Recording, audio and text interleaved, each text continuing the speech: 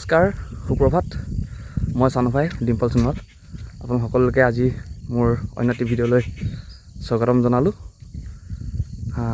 শালিকি পুৱাৰ আজি আকৌ এটি ধুনীয়া ৰ'দালি ৰ'দ। এই ৰ'দৰ পোৱাত আজি আকৌ আহিলোঁ। আজি ৰাস্তাত আহিলোঁ অন মাই কেক ৰাস্তাত। এই আৰু মোৰ ৰাস্তা, এইটো ৰাস্তাতে আৰু অহা যোৱা দৌৰা সকলো আৰু কৰি থাকোঁ, ভাল লাগে। সুন্দৰ একদম পথাৰখন, বেলি ওলাইছে। দৌৰিলোঁ অলপ, এতিয়া অলপ খোজকাঢ়ি দিছোঁ।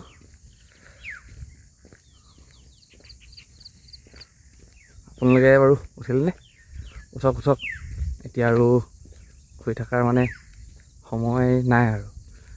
বিচনাৰ পৰা উঠি আৰু এতিয়া ফিল্ডলৈ গৈ ফিল্ডত ৰানিং কৰাত লাগি যাওক আৰু। আমাৰ মুখ্যমন্ত্ৰী ডাঙৰীয়াই আকৌ পুনৰ 4,000 পষ্টৰ কথা ক'লে। তো 4,000 ABOB নহয়, 4,000 ABOB সকলোখিনিতে থাকিব। ABOB, কামাণ্ডো আৰু SI এই গোটেইকেইটাতে থাকিব চাগে আৰু, কিন্তু বেছিকৈ মানে বেছি পৰিমাণে ABOBত থাকিব। তো ৰানিং কৰক সকলোৱে ভালদৰে।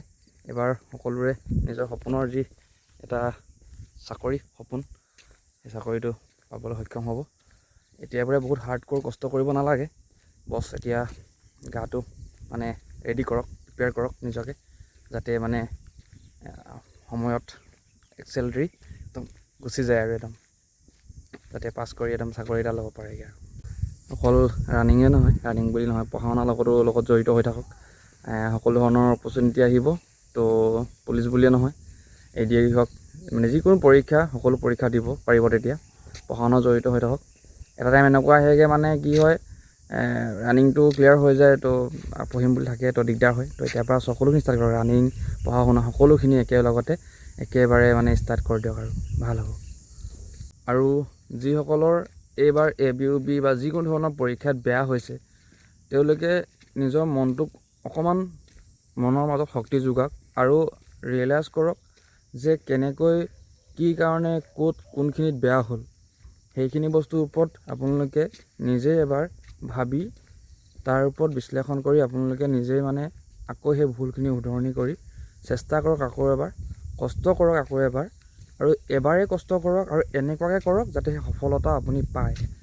আপুনি এবাৰ কষ্ট কৰিলে সম্পূৰ্ণ 100% নিদিলে, আকৌ অন্য এবাৰ আপুনি কষ্ট কৰিব 100% নিদিলে, অলপ বঢ়ালে বাৰু, তেনেকৈ হ'লে মানে আপোনাৰ বছৰটো গৈ থাকিব, শক্তিও গাত নাইকিয়া হৈ যাব, মনোবলো কমি যাব। তো সেইটো কাৰণে আপুনি এটাই থিৰাং কৰি লওক যে এবাৰেই কৰিম 100% কৰিম, 110% কৰিম, কিন্তু এবাৰ সম্পূৰ্ণ কৰিম। জীৱনটো এটা চাকৰি সম্পূৰ্ণভাৱে এবাৰ পৰিপূৰ্ণ কৰি তুলিম। তো সেই বুলিয়ে ভাবক, সেই বুলিয়ে লাগক। ময়ো তেনেকৈ লাগিছিল, তেনেকৈ কৰিছিলোঁ। বিগত বছৰছোৱাত মই বহুত এক্সাম দিছিলোঁ যদিও, বেয়া কৰিছিলোঁ যদিও, যোৱাবাৰ মই কিন্তু থিৰাং কৰি লৈছিলোঁ যে এবাৰেই দিম, লাষ্ট এবাৰেই দিম, শক্তি যিমান আছে সিমান প্ৰয়োগ কৰি দিম, আৰু সেই শক্তিৰ ফলতেই চাকৰি এটা ল'ম বুলি। সেইকাৰণে পঢ়া শুনাৰ পৰা আদি কৰি সকলোখিনি সমানে কৰি গৈছিলোঁ, যাৰ পৰিপ্ৰেক্ষিতত গৈ বৰ্তমান এতিয়া 2টা চাকৰি বা 3টা মেডিকেল আছেগৈ, এটা তো পাবলৈ মানে সক্ষম হ'লোঁ। তো সেই আৰু কষ্ট কৰক, 100% দিয়ক, নিশ্চয় আপোনাৰো হৈ যাব। তাত কোনো মানে ক'বলগীয়া নাই, মানে কোনো ক'ব নোৱাৰে যে মানে নহয়গৈ বুলি।